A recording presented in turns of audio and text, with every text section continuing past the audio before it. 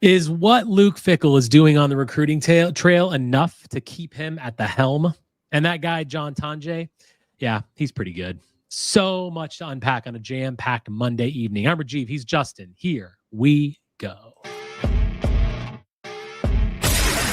Welcome to the Bucky Report, your destination for all things Wisconsin Badgers. Authentic takes. Oh my God. Game analysis. Touchdown Badgers! Ring one up! And discussion from the fan perspective. Woo-hoo! Thanks for joining us and on Wisconsin.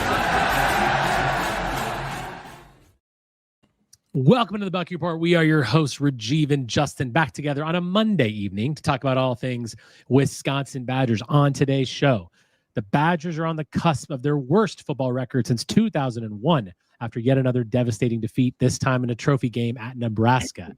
We get into our game review and answer the question, do we still believe in what Luke Fickell is selling?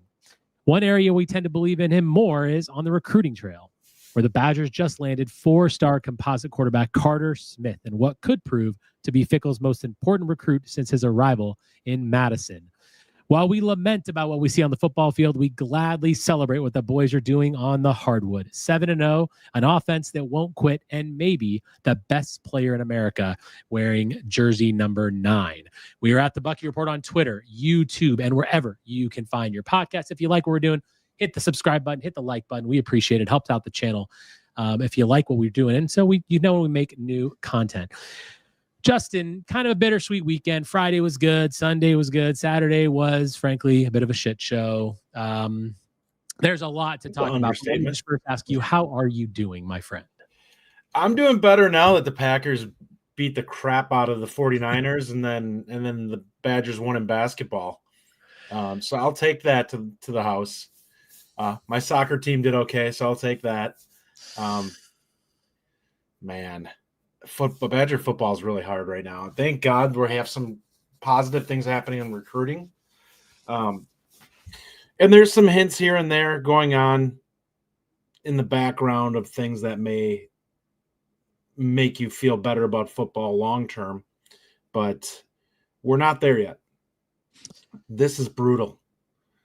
There are teams that I think that we should not be competing with right now, and maybe it's just the rose-colored glasses in my fandom for Wisconsin. I just thought we were more talented than this team, and it's so glaring, the difference between the defense against Oregon and the defense against Nebraska. It doesn't even look like the same football team.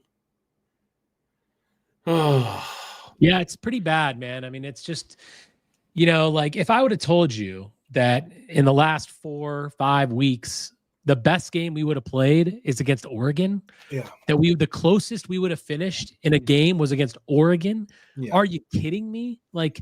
That's crazy to think that Oregon, we allowed 16 points to the undisputed number 1 team in the country. There's no doubt who the number 1 team in the country is, and it's Oregon. Given what Ohio State's been doing, given though they played each other and Oregon beat them, they put up 32 points there. We held them to 16, and we played our best game of the year, and it's still a loss. And then to go to Lincoln and have the performance that we did is absolutely shambolic, embarrassing. I tweeted, embarrassing, uninspired, unacceptable. And that's really what this is. I can live with the fact that you're going to lose games like Alabama, Oregon, even Iowa, not the respect that we lost Iowa and Penn State. But I can't accept this. I can't accept giving up 478 yards to the Nebraska Cornhuskers, a team that we frankly been horrible offensively for most of the season. A team that, well, to be fair, they did change their offensive coordinator. And listen, credit to Nebraska. They did play a good game, and credit to Dana Holgorsen. He did what they moved on from their offensive coordinator a couple weeks before we did. But they were 99th in total offense or something like that. So I mean, sure, there's no excuse. Excuse. It's not them. This was patently on us. We played like garbage in this game. And the sad part is the offense actually played pretty darn good in this game. Nobody can really complain about Locke. The only turnover he had shouldn't have happened. It was a very catchable pass that Bryson Green just didn't reel in. Yeah, I mean, in this Everything from special teams, like everything, it just feels like just died with this team. I mean, it's crazy. A lot of people in the chat already. I'm going to welcome in several people. Thank you for listening to us live. Bill Woj, good friend of the show. Rajiv and Justin, sure seems like a dark cloud is over this program. Players showing no emotion. Doesn't even look like they play for each other. And Fick stating he has no answers. Overreaction? I mean, no, it's really not. I'm gonna be blunt. I think he has answers. They're just not politically correct for him to be able to put them out there. Oh, that may be. The team's not very talented on defense, but I stand by my comments about scheme that I yelled out in the post game, and I will continue to shout that from the mountaintops until it changes. You can't be a good defense, a truly good defense, having numbers that are in the middle of the pack in the country in tackles for loss and turnovers. You're just not going to be you're never going to be capable of winning at a high level with a scheme that does that. And I don't know, maybe it gets better if you have elite talent, but you should not, if Wisconsin is expecting to have elite talent is the only way they can compete, then you might as well fire him now, because we're never going to get to that level where we can expect that to be on a consistent basis. We can expect to be good, but I don't think we can ever be – we're never going to be Jim Leonard's level with this scheme and with this coordinator, even with better talent, because I don't think he's capable of putting players in the best possible place to maximize their ability. That's a name, Jim Leonard, that we are going to talk about on tonight's show, because I've got something I want to say about that. Slim Lewis said, this upcoming Justin rant is worth waiting for. We were a couple minutes late, but yes, Justin's rants are always worth waiting for.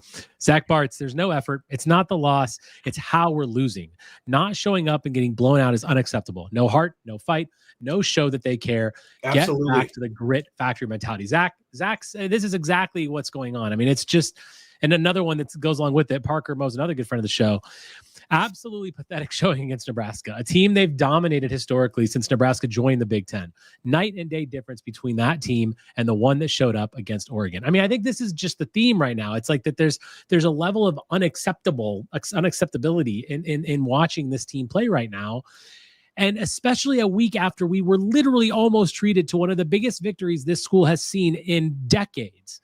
Yeah. This close with a quarterback that could have done anything. We would have won that game. Mm-hmm. To then go on the road and see this kind of performance. Frankly, the same thing that happened after the Penn State game, just going on the road and getting just pummeled. Final score in this game was not indicative of how bad Nebraska beat us down, by the way. That basically was like another Iowa.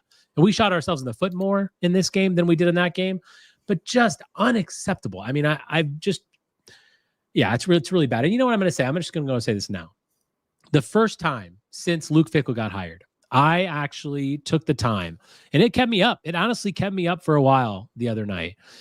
I thought to myself, boy, I sure do miss Jim Leonard.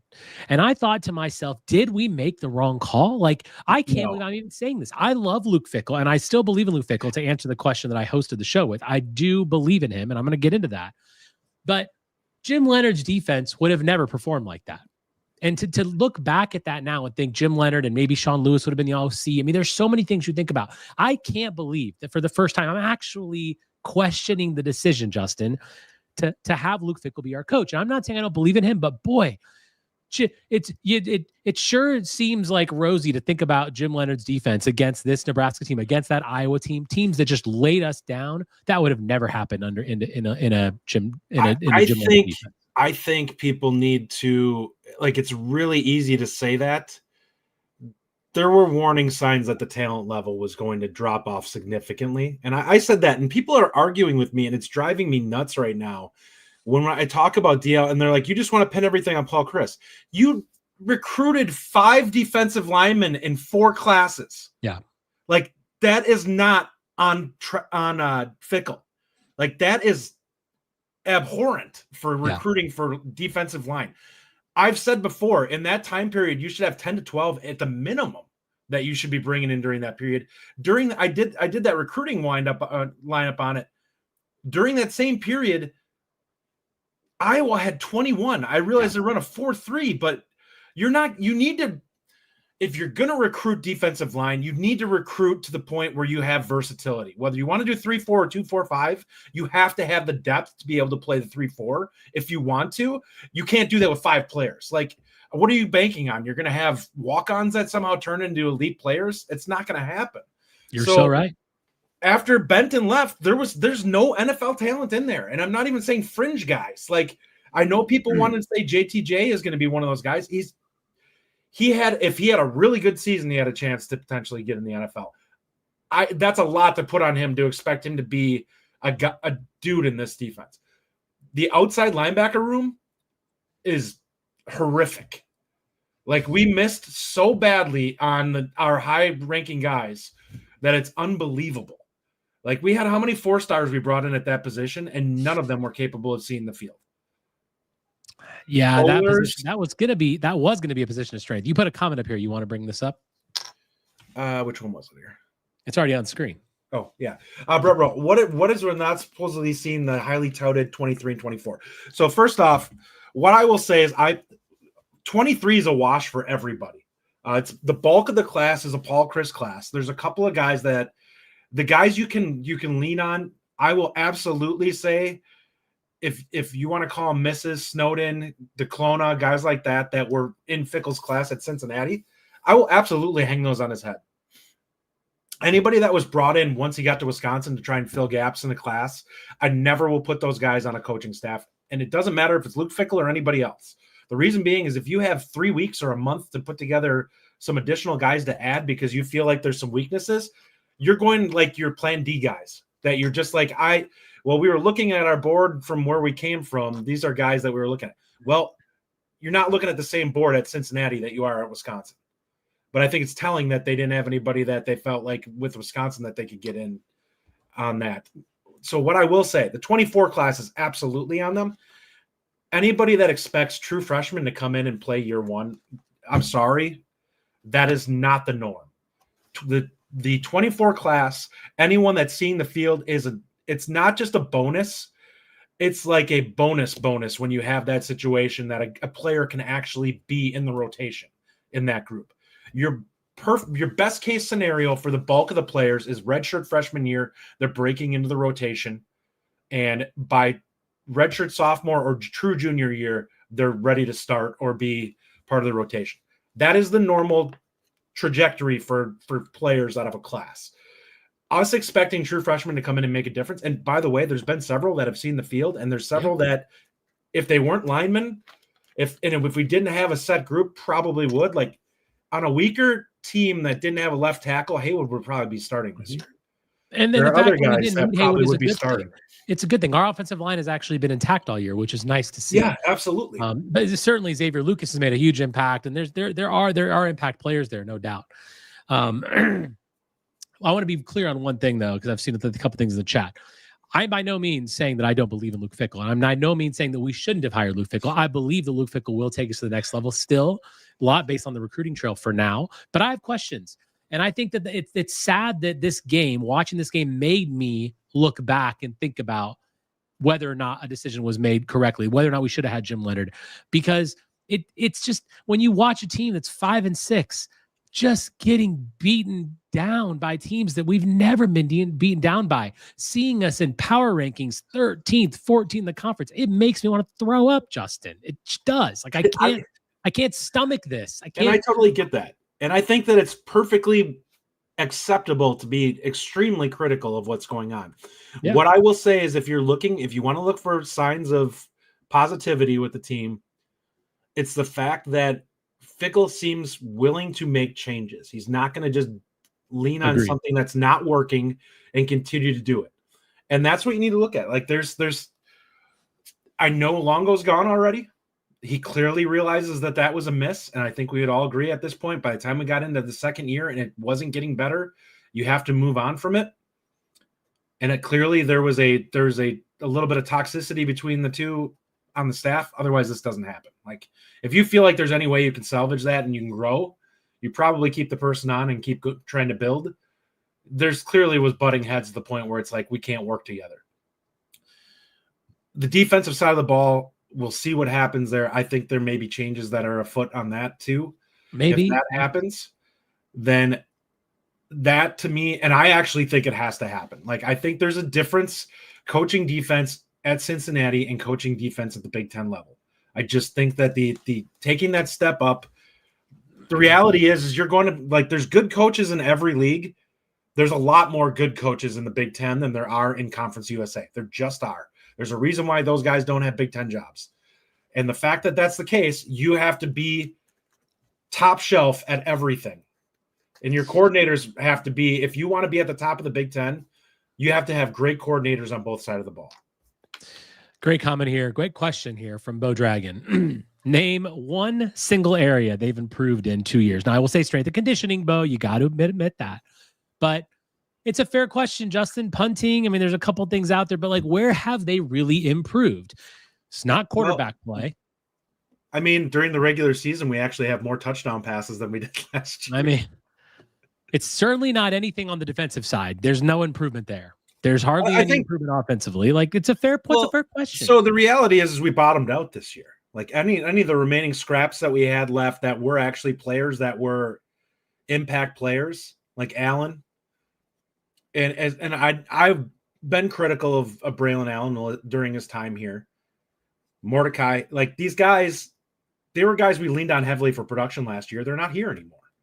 And we didn't have anybody that was going to step into those roles and do it. Maybe Tyler Van Dyke would have been a poor man's Mordecai or similar level stat production, but he wasn't going to be like all world. Once we got to see him play the first few games, we knew he wasn't going to be a guy that could carry the offense. The running game is not working great. And I don't think it's all on the, like, there's more holes this year than we saw last year in terms of big holes for guys to run through. Last year, there were guys making plays a little bit more. Braylon had some really tough runs last year that we haven't seen from anybody this year. And that's Tyree works hard, but he's not Braylon Allen. Like, he's not that level of physicality at times. A lot more burst from Braylon. But what I will say is it's not good. It's going to get better next year simply because some of these freshmen that are coming in, like, number one, I can say, if some of these young offensive linemen are ready to go, they're just more athletic than the guys that we have currently in that room. I think they're better pedigree. I think that the tight end room, actually, if we look at it overall, we doubled the production from that room this year, and I think it's still young. These guys can get better. I think there's going to be guys that kind of push Ashcraft out of the way in this upcoming year because he's been really inconsistent, and he can get better. He can absolutely get better, but he's been super inconsistent. But what you need to look at is we're not better right now, and the reality is the roster's bottoming out. The question is, how do you fix it? Well, you're going to have to wait on these recruiting classes, and maybe next year you start to see some signs. Maybe you have a couple more true freshman guys that push. There are positions I think guys are going to push. I wouldn't be shocked to see Mason Posa be starting year one. I wouldn't be shocked to see both of the outside linebackers from this last class be guys who are on the field a ton in Heiberger and Lafayette. Those guys are both better athletes than I think that we have in that entire room right now. And defensive line is just going to get physically more developed, which is a problem right now. The young guys just aren't that level yet. Like, it takes time, even with offensive linemen, to get to the point that they can handle it. And, at this point, we're going to have to it's going to be one of those things where you're just going to have to look for advances, and some of them are going to be on the coaching side. Like, we need an offensive coordinator that's capable of maximizing what we have. We definitely haven't had that. If we get somebody that can do that, use the talent that we have to be better on both sides of the ball, the team will be better. Like, there's enough talent on this team that we could have been 7-5 this year. We've done a terrible job of being completely inconsistent throughout this entire season, where we look great against teams that are good teams and look terrible against teams that are either on a similar talent level or bad, unless we go really bad, like the Purdue, Rutgers, Northwestern streak that we had. And those teams are all bottom of the Big Ten.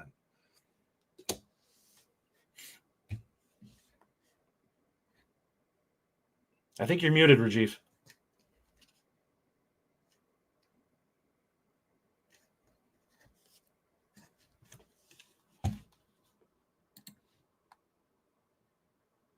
You're muted.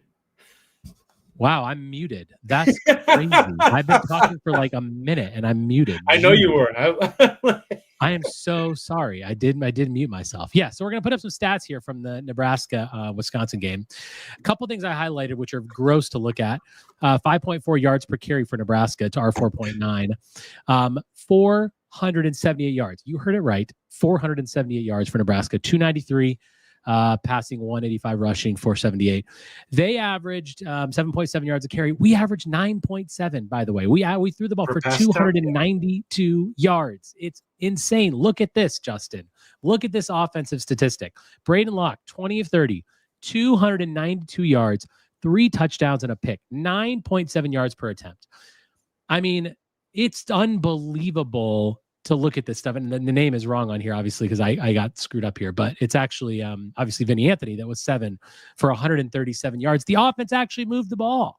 But yet, somehow, it just wasn't good enough because we missed kicks. We couldn't stop the run. They averaged 5.4 yards a carry. It's crazy to think about this. Like, maybe the best offensive game that Braden Locke has actually had this year. And we still get pummeled. I think it is. I don't even think it's close. Like, this is the first time I watched, and I'm like, wow, passing game actually looks really crisp. And I realized we had some stats that we gummed up against Purdue and stuff like that. But this is the cleanest he's looked on plays. Like, they just looked like they were in a, like, just rolling offensively in terms of the passing game for the most part. And I don't know how you felt. I expected them to come in and run the football a lot more than they did. It was honestly kind of shocking to me that they were passing as much as they did in this game. Now, part of it late, we had to, but there were times in the first half where he would take 2-3 passes in a row, and I'm like, okay, it's working. I'm not going to argue it. Like, clearly the play calling is pretty good. Okay. Yeah, the play calling was pretty good, and then you'll notice that like Dupree obviously had 63 yards as well. That was pretty good. They put things to the outside. They put him in space, like, and the strength of Nebraska's defense for him. And the strength of Nebraska's defense is the middle of it. They've got really good defensive linemen in the middle. So that was a reason we couldn't run up the middle as much. Walker didn't have the best game. But Dupree did really well. He did his part. And I think that you got to give the offense credit. There wasn't a lot to hang your hat on this game, but you got to give Braden Locke, Vinny Anthony. He was absolutely not the reason we lost this game. A lot of credit. The defense, though, just got destroyed. 5.4 yards per carry, giving up 293 passing yards in a secondary that, by the way, what is the strength of our team? Now, I know we're out Hunter Wohler, but I'm going to give you another stat. And I'm sorry, I did not have enough chance. It's a Monday that our shows got a little messy with the timing. I didn't do my defensive snap counts, but I'm going to talk through a little bit of it. So first of all, Tackett Curtis. Xavier Lucas had his highest snap count percentage of the season at 73%, by the way, which is great. And then we had a guy like Christian Allegro, 100%. That's also good. But here's a stat from PFF that will just crush you, and it's our missed tackle.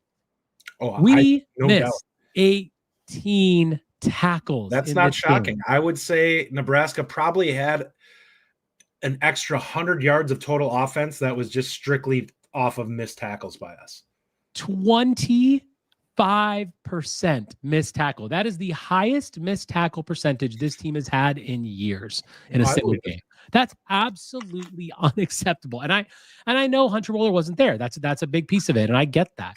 But I'm sorry. Like, and when you talk about scheme, Justin, and I know that you have a lot to say about the Tressel and the defense, but that's not that. Like, that's effort. That was strictly ridiculous. Effort. And I acknowledge that.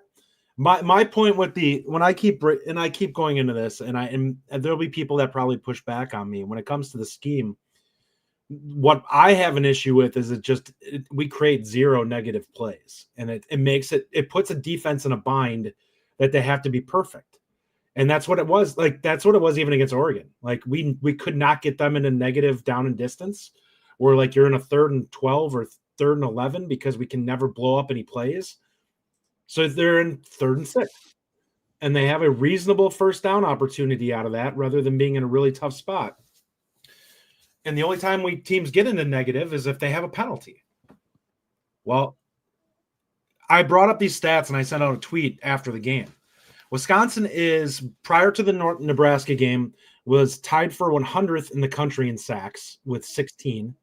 They were tied for 127th in the country for tackles for loss with 39, and they are at tied for 98th in the country in turnovers forced. Teams, you're not going to have a good defense with that. It's honestly shocking that we have had as many games where we've looked good on defense, given that fact that we're that terrible at forcing negative plays. Yeah, I mean, that's obviously, and that's kind of been a staple of Wisconsin's defense for many years, is the ability to create those negative plays. Back to the Jim Leonard discussion, like there's a lot of that, but we've talked all year about the lack of stunts, the lack of like, there's not a lot of twists. There's not a lot of stunts. There's not a lot of delayed blitzes. Like there's just not a lot of creativity. It's base. It's lack of that's obviously a staple of everything is lack of creativity, no doubt.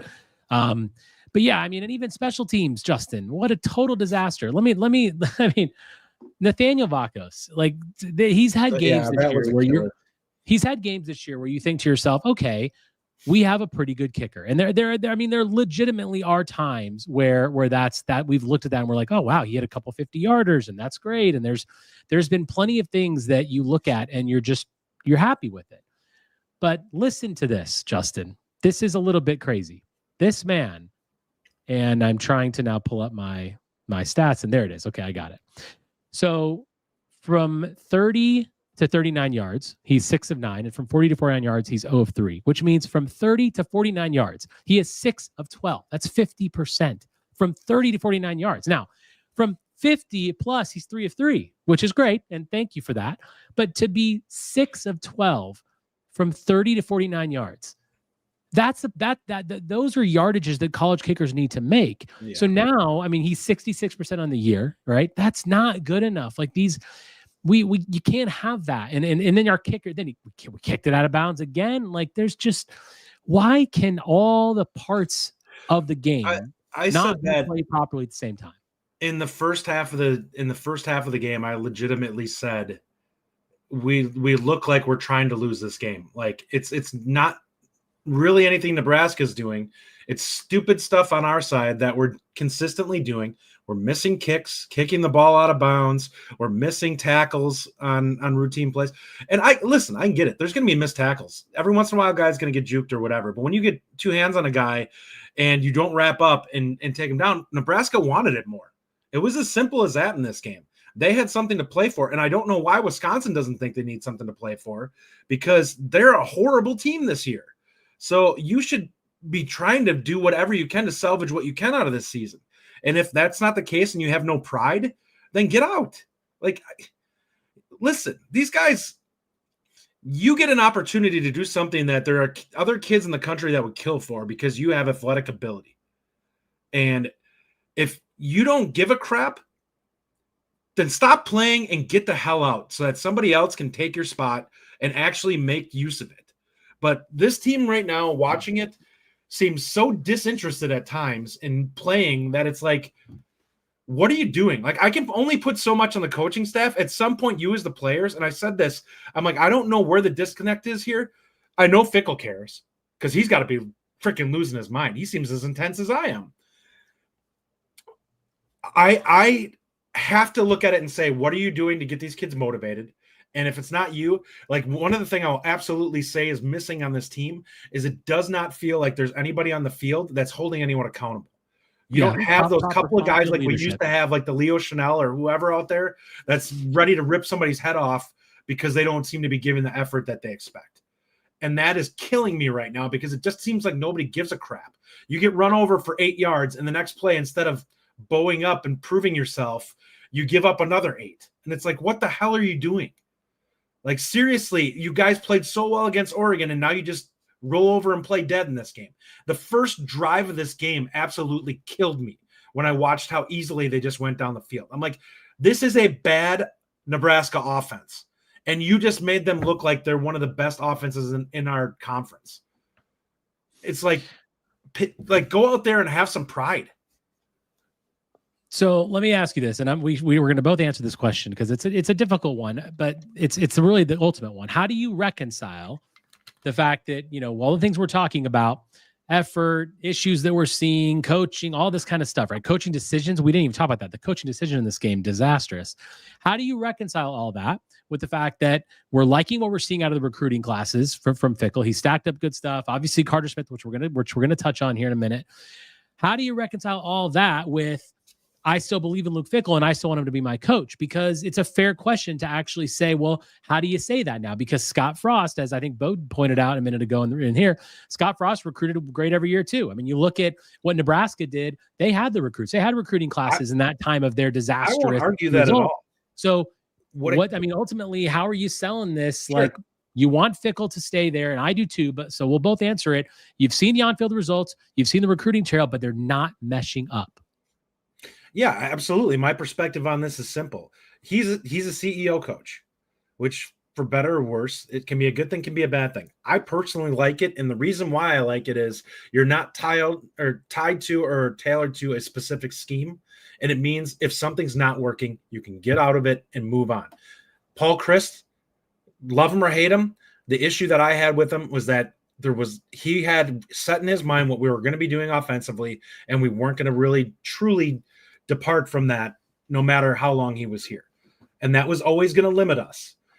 A CEO coach, provided he's willing to make the changes that are necessary, is capable of bringing in good people beneath him who are capable of running their side of the ball and playing it at a high level. That's what I have to hope for from him. We're not seeing it right now. Longo wasn't getting it done. Quite honestly, Nate Letton had a better offensive game plan than we saw from Longo the entire season. And what I have to say is you need to make a really good hire of somebody that you trust and somebody who has a reputation of being able to run a tight ship on their side of the ball and seems to have some creativity. I'm not saying you have to have – I will not be upset if you don't have the world's greatest defensive coordinator that you go out there and hire a guy for $1.5 million. What I do want to see is I want to see somebody that at least people say has a bright mind, and that is somebody that has some creativity and is somebody that is respected within the coaching industry. If it's a young guy that you take a chance on, so be it, but you need to find somebody that is capable of getting something out of this defense, whether it's through smoke and mirrors for a couple of years until your talent level picks up or whatever. You've got to find a way to consistently be better than what we've been. Couple quick comments here. Jason Geldon says, CEO is fine, but I like my coaches a little more fiery on the sidelines. Just don't look clueless, please. Zach Bart says, I believe in Fickell. I don't believe in his assistants. Need guys like Wohler with a give a shit factor. Prior staff had 2-star walk-ons, played with 4-star pride. This staff has the opposite. I mean, look, so my perspective is similar to yours, Justin, in that first of all, I don't love the CEO thing as much. I do want a guy that's a little more involved and it's going to impart sort of his plan on the team. But I will say I understand that. And to me, we know that the lifeblood of any college football team is recruiting. It is super, super important. And we were and I've heard plenty of people this week say, you shouldn't have got rid of Paul Chryst. I don't buy that argument for a second. No. I will hear the argument. The same spot. I will hear the argument that Jim Leonard, needed to stay. And if that's the argument, that's fine. Now, I'm not saying you're making that, but I'm just saying, I hear that argument. I will not hear the Paul Chryst argument because Paul Chryst was literally driving the program off a cliff. The recruiting was non-existent. Okay.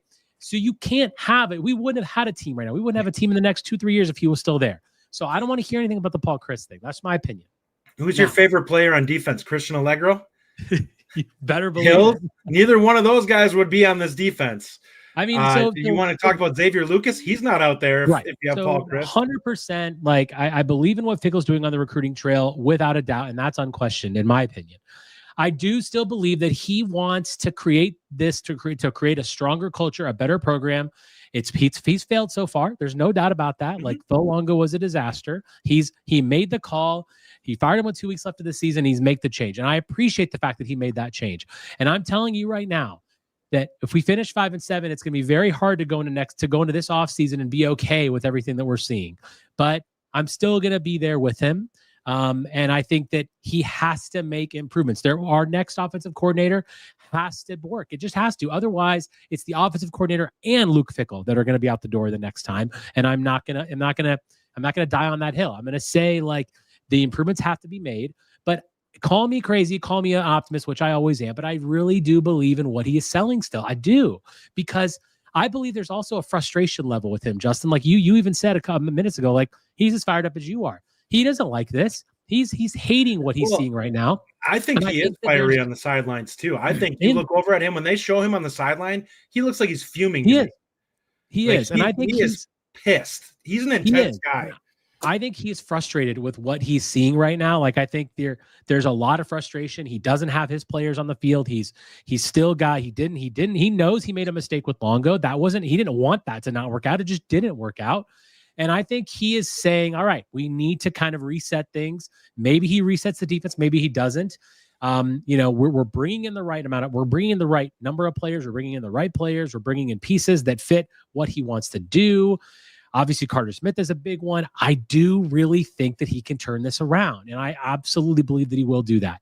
If he doesn't next year, then we're going to sit here before the Minnesota week, and I'm probably going to say he needs to go. But I'm not there yet because I really believe in the culture shift that he brought to Madison. He's frustrated right now. He needs to make a change. You can't do this twice, though. You can't fail on Longo and then do it again and keep your job. No, it has to hit this time. You've got to have an offense that is more aligned with our identity and what we're doing and what makes this program great. He knows that, and I absolutely believe that he will turn this program around. And maybe I'm wrong. Maybe I'll sit here a year from now on this show and we're going to be like, well, that didn't work. But I mean, look, I always say sports is about hope, and I do have that hope, and I do think he can do it. Yeah, for me, it's really probably going to come down to defense. I need to see some changes there because I just don't think this scheme is going to work in the Big Ten. You're either going to have to revamp what you're doing, or you're going to have to get rid of Tressel and bring somebody else in to put their own idea on it. I don't care what you want to run. Could be a 4-3, could be whatever. We're running a 4-man front. We're effectively our defensive side of the ball. Like, I know people are going to complain about what we're running. Once the guys they actually get in on the defensive line that are a part of our outside linebacker room, we're going to have a couple of guys that are going to be in the 260 to 270 range. Leteju is going to be in that spot. They're bringing in in this same cycle. They're bringing in Jalen Williams. He's also probably going to be 260, 270. Like, those guys are effectively a 4-3 defensive end. Like, that's the type of bodies they have. That's the type of size they have. And they have good quickness. The difference is they're not going to be 4-8 guys. They're probably closer to like 4. Well, I know Leteju wanted to get into the 4-6 range. We'll see if that happens. I don't think Williams is that quick, but he's absolutely quick enough to play off the edge. But you're looking at that type of situation where they're trying to get to the point where they have guys to fit better into whatever defensive line scheme. 2-4-5, the reason why Leonard's scheme worked is there was a lot more deception in it. It made offensive linemen think, and it made offensive linemen make mistakes, which is why you're able to free up linebackers to be able to make plays. From what I've seen from this scheme, it's basically straight on rush, win one-on-one, and most of these guys, you don't have the guys for it. Like, what are we even doing with some of this? There's a reason why teams stunt and twist and do whatever. It's because they have guys who are limited. If you have guys that are capable of winning one-on-one consistently, then you can just rush straight ahead. You don't have to worry about doing those things because, let's be honest, doing any of that stuff, guys are getting out of position, and if somebody doesn't get to the spot, you have a massive hole. And maybe that's why they're afraid to do it, but I'll take the risk given the fact that the results right now stink anyways. So you're better off hopefully creating some mental gaffes on the offensive side where you can get some negative plays than doing this garbage. Yeah, I mean, you can be creative and you can create disruption with any kind of formation, whether it's 2-4-5, 3-3-5, 3-4, whatever. Let me ask you this, Justin. 2 more questions, and then we're going to move on to Carter Smith and basketball a bit. Let me ask you this. Where is this program in 2 years? What is your prediction? Where are we at in 2 years? I mean, I don't expect a massive jump next year. I mean, I just don't think it's going to happen. The schedule is brutal. Yeah, the schedule is brutal. It's effectively what we have this year. So unless you can make a massive step forward, which will be interesting, it's going to be an interesting year because you're going to have a very young offensive line, potentially. Like, it really depends on who's going to be the starters at those spots.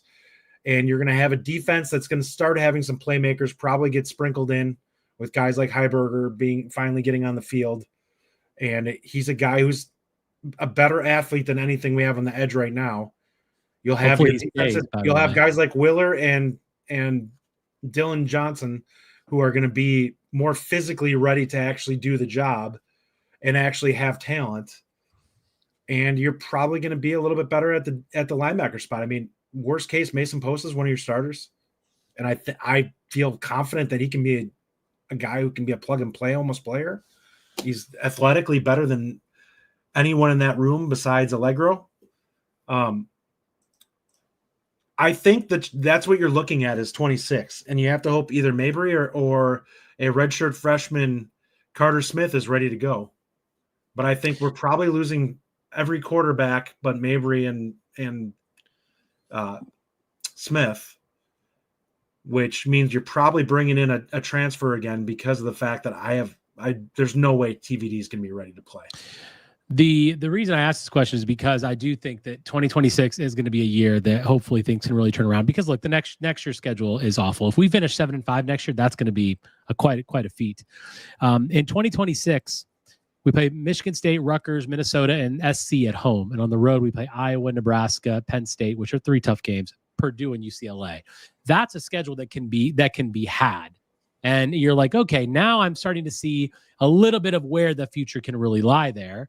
Because and then again, 2027, pretty much the reverse of that, a little bit like Iowa, Nebraska, Northwestern, Penn State, UCLA at home. On the road, Michigan State, Illinois, Minnesota, SC. That's it.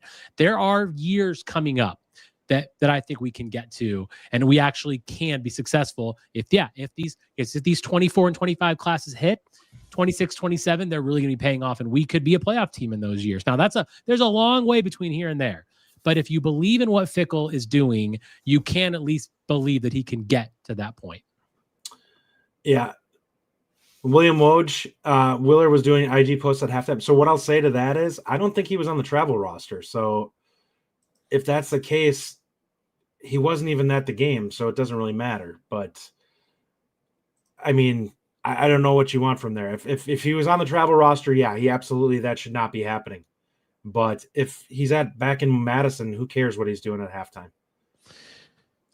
Last thing before we move on, Justin, confidence rating going into Minnesota. Give me a percentage. How confident are you that we can actually win the Axe? Which to me, by the way, it's all that matters. Just give me the Axe. I cannot stand the idea of losing to that stupid PJ Fleck. Yeah, what I will say is I think if the team comes to play, I think they have a good chance to win. If they mail it in like they did this week, they're probably losing.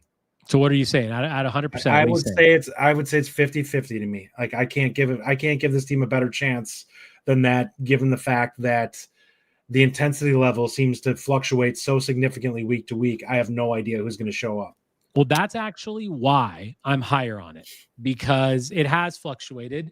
We were at home against Penn State. We played hard. Went on the road. Looked like we didn't know how to play football. Came home, challenged the number 1 team in the country to a 16-13 game. Then we went on the road. Look, we didn't know how to play football.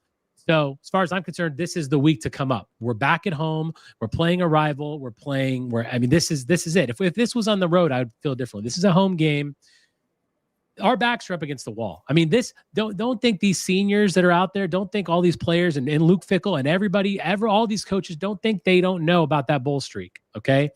And that bowl streak, your backs are squarely against the wall in a bowl streak that means so much to fans. And this new coaching staff can really lose that in their second season. I don't think that happens. My confidence level is 70% in this game because I know Minnesota on paper is a better team right now. They're playing better, and there's no doubt about that. But I think there's an X factor here, and you've seen it in the Oregon game and the effort that we gave there, and you've seen it in the Iowa Nebraska games. They just frankly didn't give a shit. I think they're going to give a shit this week. I think it really matters. I'm not saying that's good enough. I'm not happy about the fact that it's going to take until now before we play hard, but I really do believe that this game is going to be, you have to. We have no choice but to go 6-6. We can't lose this bowl streak, and we might get in on some technicality, but I don't care about that. I want 6-6. I want to finish 7-6 with a winning season to keep that streak going. So I do really believe 70% Minnesota. It's definitely possible. What I will say is, I mean, we could talk about Minnesota playing well. Like, what was it, 2 weeks ago? They lost to a Rutgers team that we just destroyed. Yep. So, I mean, they're not infallible. They're definitely a team that can roll over. And they seem to be kind of like us, where they play really poorly on the road and they play far better at home. Well, they played really good against Penn State at home. Now you're going to be playing at Wisconsin.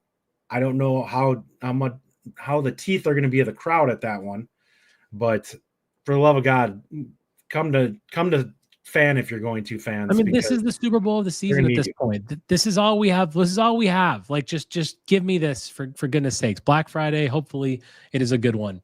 All right, let's switch gears before we move into Carter Smith real quick. I do want to bring up my locks of the week. Justin, are doing pretty well, by the way. 3-1 this past week. So if you listen to our midweek show, check me out on Twitter. Last week we hit only lost on Rutgers, but hit on USC, hit on Ohio State, hit on Kansas. So check that out. I'm 63% on the season. So check out the locks of the week. And maybe we can win some money. Carter Smith, Justin. The one piece of good news of the football weekend was the recruit Carter Smith, Fort Myers, Florida, 4-star composite quarterback. I mean, he's mobile. He's got a heck of an arm. Tell me what you like about him.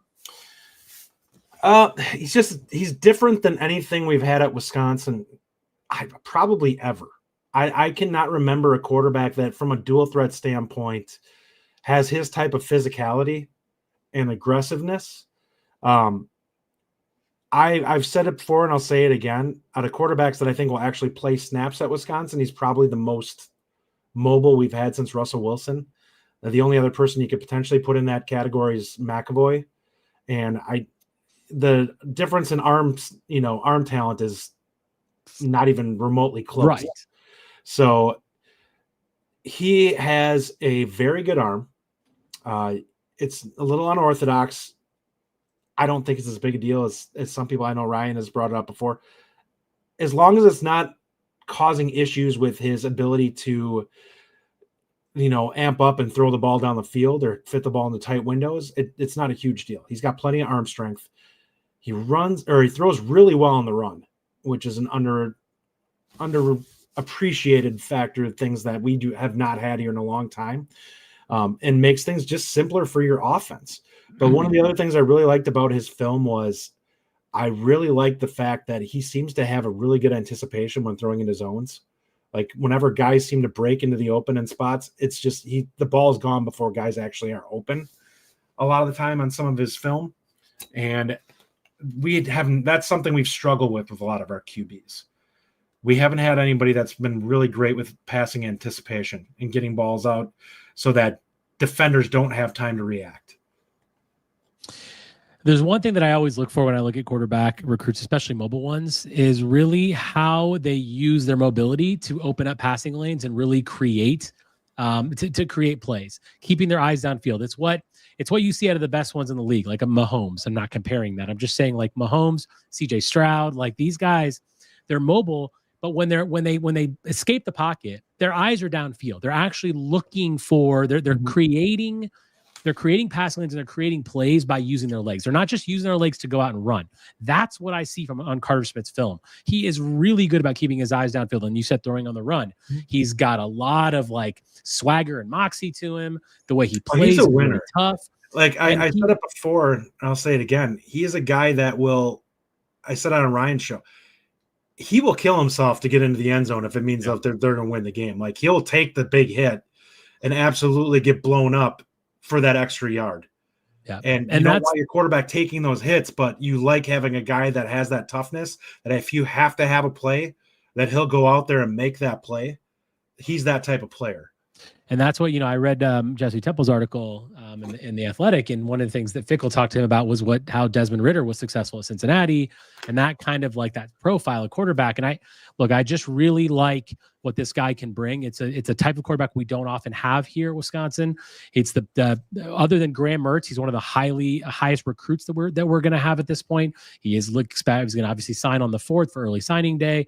A lot of good things. But the mobility and the ability to escape the pocket and actually use that to create passing lanes, it is such an underrated thing that people don't talk about enough. And I'm really happy that he's coming here. Hopefully everything is good. He comes here, he takes a year, we get a transfer quarterback, or, whatever happens next year, not Braden Locke, please. And then we move on and Carter Smith can hopefully be a 3-year starter, a 4-year starter for us. That'd be great. It would be really nice to have a multiple year starter at quarterback and not just be going through the transfer portal cycle. And now listen, when Graham Mertz was recruited here, I mean, we were all blowing up, going through the roof, talking about how amazing he was going to be. And he was supposed to be amazing. It didn't work out. So hopefully we're not talking about that in a few years with Carter Smith. And that's one of the things that's why I bring up the athletic profile with him, because one of the things that when I look at quarterbacks, I want to see tools that will translate and make the game easier. Love him or hate him, Mertz, he was always a pocket quarterback. He was never going to be a guy that was going to run much.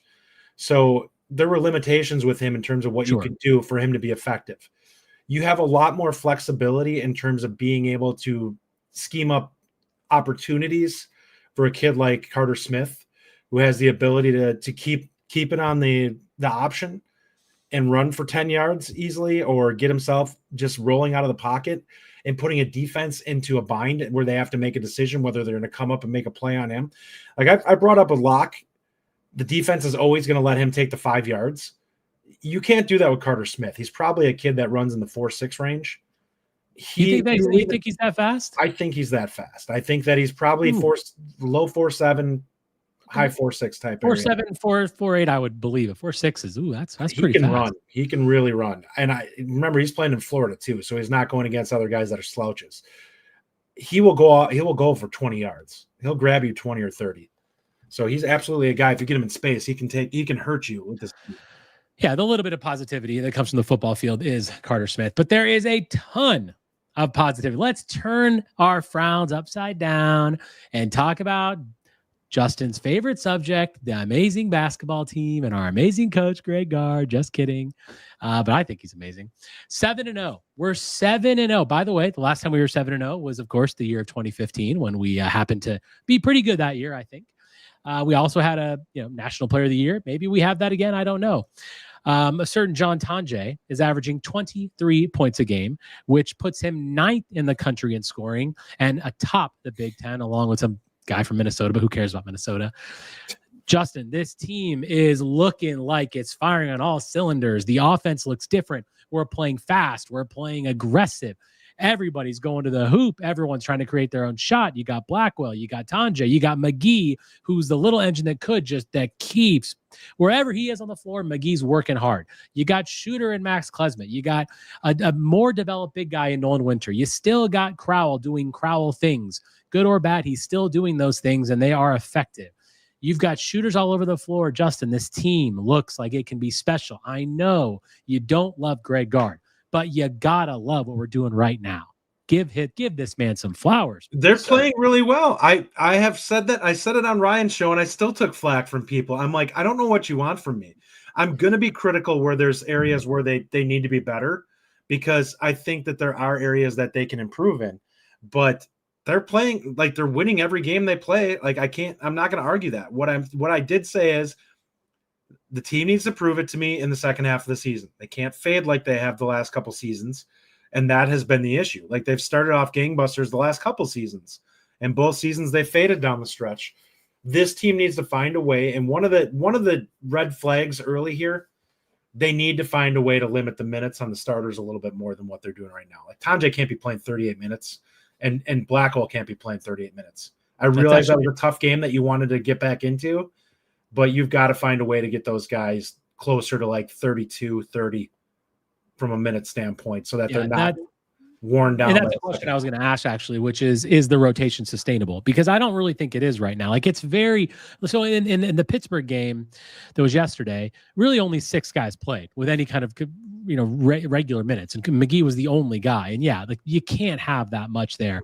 Now we're not really deep at the 4 because Amos has not really been what we expected to be.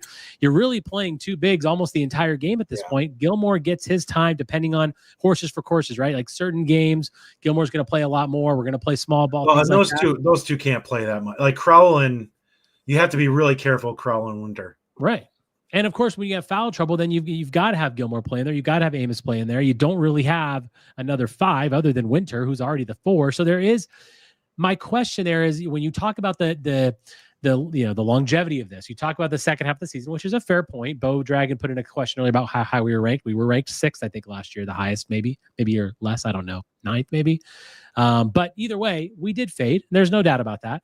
But here's the difference, though. There is a difference, though, Justin. Like, you got to admit, Greg Gard's offense looks better than it did last year. We don't have the scoring droughts that we had last year. Well, I we said that absolutely. Guys that's because you have 2 of the most efficient players in the country on your team. But that's exactly why I do give him his flowers, and I don't expect to see a dry. I don't expect to see the falling off, because last year we were overperforming in the early part of the year. I think that's pretty clear. Now, I'm not saying I said that because I was all high on the fact that we were great, but we were overperforming because we had those scoring droughts. We still had this store black hole at times. We still had Chucky Hepburn doing his things and not shooting a good percentage. Right now, we've got 3 or 4 guys on the team that are shooting over 45% from 3. We've got our best 3-point shooter only shooting 29%, Max Klesmit. That's going to change. The point is, when you have an offense that is this efficient and you have guys in Blackwell and Tonje that can create their own shot almost at will. Tonje can basically score when he wants to at this point, whether it's getting a bucket or going to the free throw line. You have a team that actually is built for the long haul, because you're not going to get into those crazy scoring droughts that this team has been just known for so many years. I think things are different right now. You've got everything from, you've got people. The only thing I don't like is that we don't have a lot of assists on the team right now. I mean, our leading assist guy is 3.3, and I think it's Crowell. I don't love that. I want some better passing, but there's a lot of good to see. And the number one thing that I want to say is it's a lot different than we saw last year. We're not seeing the same things this year that you can point to and say, well, it's going to turn at some point. You're seeing things that are sustainable, except for the rotation. The front court rotation is very scary, but I just think things feel very different this year, which gives me a lot of hope of what's actually coming. They do. I do think there's going to be some level of regression with the 3-point shooting to an extent. It's not going to be massive, but because they're wide open looks. But I do think that you're going to have it get closer to like the upper 30s than you're going to be, all these people shooting over 40. You have 2 players that are extremely efficient. So unless they get tired and their numbers drop off because they're being overused, you should be okay. But that's where your potential risk is with it. But you have to find a way to get them rest, because they are right now being heavy use. Both Blackwell and Tonje are carrying the ball a lot. And to put it into a running back terminology, like, consider them to be running backs that are getting like 25, 30 carries a game right now. You gotta find a way to get them closer to 20, because at some point the fouls are going to start to stack up and everything else that they're dealing with, and guys wear down. I really like both players, and I think they're both tough, but it just, you tire out when you're the 2 guys that are doing all the work. And Klesmit will be a massive help if he can start to provide an offensive spark, because it will take some of the weight off of them. Yeah, no doubt. So going back to the 3-point percentage that I was bringing up, McGee, 56%. And he's taking like 2.5 a game. Nolan Winter, 45%. John Tonje, 40%. Janicki, 40%. He's not taking enough. Blackwell, 38%. And then it drops down to Klesmit, who's our best shooter, at 29%. So I hear you that it's probably going to come down, but right now we're shooting 36.3% as a team. I think it could stay like that. I absolutely think it could, not because I think that will stay there. I think it's just going to be, people are going to fluctuate. Right. And then they will fluctuate. But the point is, when you have 4 guys that are right now shooting 40%, it's not like we're 7 games into the season. We've played 3 tournament teams in UCF, Pittsburgh, and Arizona. We've played decent opponents. So there's a lot of optimism here. I want to ask you, because I love asking you this question, what is the ceiling now that we're 7 games in? You've seen this. Give me your ceiling at this point on this team. Ryan asked me the same one too, and I said probably like top 15-ish. I think is about right. It's really going to depend on the way the rest of college basketball shakes out. I haven't watched enough other teams to really have a gauge for this right now, but we look really good. We look improved, and I think we look improved compared to where we were at the start of last season. So that tells you how, we got up to top 6. This offensive efficiency, we know that that's something that translates. We saw what happened with the 2 Final Four teams, and that their ability, if they were they could just eventually break teams because teams could not stay with them from a scoring standpoint. And I brought this up last year a little bit when we started off so hot. This team is really, it's what they're doing translates. If you can keep Blackwell and Tonje as efficient as they are, there's nobody that has two players like that probably in the country that are making as good of decisions as these two are. Like there may be players that efficiency numbers look good in terms of just looking at it on a sheet, but those two guys are not taking dumb shots basically ever. And that's huge for translating throughout the course of the season because you're not playing with guys who are just getting lucky and hitting shots that they shouldn't be taking. Yeah, I mean, in the way that they're creating, you're right. Obviously, the efficiency speaks for itself, and I just think that the creation that these guys have, like the number of times that Tonje just drives to the hoop and does exactly what he needs to do is it's incredible, and that's He's very crafty. That's what's sustainable. That's the kind of offense that is sustainable over the course of the year. And when you're seeing them put up these kinds of numbers, I mean, when you look at the conference, I mean, Purdue, Indiana, Wisconsin are the highest ranked teams right now. Purdue's 13th, Indiana's 14th. Big Ten this year. I don't think there's anybody that I look at that I'm like, they're a powerhouse. Right, because obviously without Zach Edey, Purdue's fun. So they're 13th, IU's 14th, we're 15th in the current rankings right now. A lot of Big Ten power rankings actually have us 1 or 2, some 1 now, given this past week because Purdue lost to Marquette. We play Marquette in the next week. Look, I think the next Chicago State's this week. That's fine.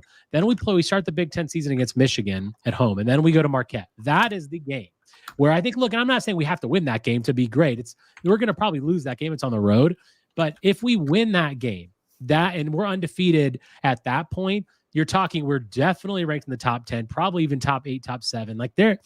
You can really begin to see how this thing puts together when you look at the conference and you look at the teams that are out there. Purdue, certainly, Illinois, certainly. Like we absolutely, Justin, could win the Big Ten Conference, which is where the ceiling to me is Big Ten Conference champions and an absolute deep run into the tournament. I'm not saying Final Four. No, I'm just saying, I said today in a text to both you and Ryan, this to me feels like a Sweet 16 team. Honestly, it does. It feels like a team that has the moxie, has the offense, defensively a little bit sketchy, rebounding very sketchy. But when you have the efficiency numbers that we have, it seems like a Sweet 16 team. I would almost be disappointed if this team doesn't get to the Sweet 16 at this point, because when you have a guy like Tonje, who he absolutely could be the best player in America, 4 weeks from now, he's going to be all over ESPN everywhere being talked about. Like, oh, who is this guy? He's already being talked about as the best transfer in the country. I mean, at this point, who's to say what the ceiling really could be? I'm very, very impressed with what I'm seeing out of these guys. I can't wait for the next game. I mean, the Marquette game is going to be very difficult, but that's one of those games where if you get past that and if we play well in that game, then people are going to start talking about a potential championship, Big Ten championship. That will be the run, Elite Eight, Final Four. I'm looking at Bart Torvik right now. Our offense is top 15. We're 35 overall on his rankings. That should change as the season goes on a little bit, but Marquette is 13th right now, and we're better offensively than them, but they're much better defensively than we are. They are much better defensively. They held Purdue to 58 points. I mean, that's pretty hard to do. Even though Purdue lost Edey, they've still got a lot of good players. So I think it was 58. It might have been 56, but they played very well in that game. There's no doubt about it. I mean, there's just a lot of, and I think the thing that's going to get lost in this, because people talk about Tonje, what's going to get lost is Greg Gard. And I'm sorry, but I'm going to be that guy you're not losing that on me. Greg Gard deserves credit for what's happening here. And a lot of our fan base doesn't want to give him credit. And the fan base is split on Greg Gard. The Bucky Report is split on Greg Gard. And that's fine. And it's okay. But in a moment like this, you got to say, with how fast we're playing offense, with how different we look, with how up-tempo we're playing, like there is coaching involved here. He did bring in John Tonje. Like you got to give the man credit. And I know that you want to wait to see, and that's fine. We will wait and see what happens in the second half of the season. But there is a lot of positivity that's built around this team right now. All right, Justin, we're an hour and 3 minutes into the show. Final thoughts before we end this week's episode. Well, let's hope basketball keeps going, because football may just give us a good and healthy nut punch this week. So I'm hopeful. I want to keep the bowl streak alive, make it to that, get a really nice hire for the offensive coordinator position, and hopefully address whatever needs to be done to straighten out the defense. Because I do think the talent level is going to start going up now. It needs to show that the players are better. And the scheme can't be holding back the guys that you brought in. Otherwise, it's pretty obvious that DC is going to need to be addressed if it doesn't get better with better players. Whether it's football, basketball, this is always a what have you done for me lately type situation. That's what this always is. Sports is always like that.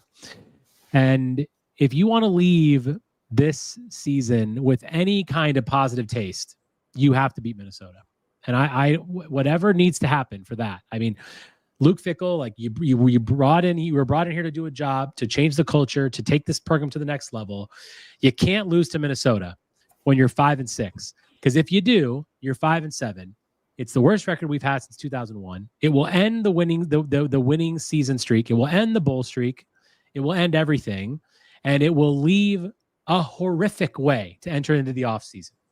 And we're going to have to sit there and talk about how we're a mid to low Big Ten team, which we already kind of are at this point anyway, but you got to find a way. You got to give the fans something to cheer for. You got to give the fans something to leave with. And an axe is that. Well, that's something that will make us happy, will make me happy, and it will actually give us something to feel proud of, and give these players something, and give all these recruits that are coming in next year that are going to sign a week after this game. This is the kind of thing. This is where you can put your flag in the ground and say, okay, I understand that things have been screwed up, but I'm going to pull it together for this game. You got to motivate your players, and the players, you got to give the effort. This is everything. This is everything for fans. It's a big deal. It is a long streak, and it is a tradition that this program has. I do not want this broken. I will be heartbroken if we lose this game. Yeah. And for the sake of the defensive stuff, when we start talking about the recruits, the reality of it is the scheme needs to start looking fun to play in, or guys aren't going to want to come here and play, no matter how well you're recruiting. Right now, this defensive scheme, if I was a player looking at it, I'd be like, this sucks. Like, I don't get to do anything in this. There's no tackles for loss. Like I said, there's no flash plays. You don't see a bunch of interceptions or guys being really physical at corner and being able to make plays. It needs something. So from that standpoint, let's get the ship righted and let's get moving forward. And at this point, it needs to be done, Fickell. Just get it done. Like, you've got coaches and players that are not getting things taken care of. The players are obviously going to move on, most likely, a lot of them after this year. Now you've got to get some coaching staff in there that can get some better results from what we're seeing, because this is not cutting it. It has to be better than it has been. And hopefully, we can see something good on Friday. And of course, basketball can keep their train just moving in the right direction. Thank you all. You guys are the listeners. You make the Bucky Report special. So thank you all very much. If you're still listening to this, if you're listening to this later, put stuff in the comments, hit the like button if you like the show today. We appreciate that. But yeah, I mean, it's been a bit of a sad football season, and definitely a sad show today for most of it. But hopefully the basketball team can turn things around for us and give us something to cheer about. And for God's sakes, get the dang axe. Thank you for listening. And with that, on Wisconsin. Thank you for listening. If you enjoy the show, subscribe to our YouTube channel at The Bucky Report or The Bucky Report Podcast from wherever you get your content. Until next time, on Wisconsin.